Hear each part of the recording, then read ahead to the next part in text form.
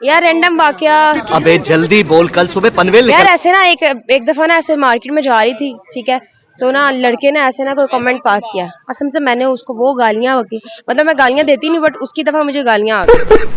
होता मैं उसके ना कोई इसकी ना बाजू टांग तोड़ी आती, लेकिन ना मेरी दोस्त ने रोक लिया, कहती यार रहने दो तुम, हो तुम जो गुंडी बन रही हो। अच्छा तो सच में मेरे फ्रेंड्स में सारे कहते हैं तुम गुंडी हो, तुम लड़की नहीं हो, तुम वो एक बदमाश टाइप गुंडा टाइप होता है ना। लड़की को बदमाश गुंडा टाइप होना चाहिए, ऐसा होना चाहिए। चाहिए, आजकल के दौर में बहादुर होना चाहिए। कोई भी आपको कोई भी कुछ कह के नहीं जा सकता। अभी कल मैं बताती हूँ, कल रात को मेरी दोस्त ने मैसेज किया, यार तुम अकेली ऐसे जाती हो काम शाम करती हो तो अपने साथ ना वो पेपर स्प्रे और ऐसे ना कोई सेल्फ डिफेंस के लिए चीजें रखो। जुबान और हाथ का बस जुबान हाथ काफी है, लेकिन वो कहती है कि बाकी चीजें देखो, जब मिलोगी तो चेक करूंगी तुम्हारे पास है या नहीं।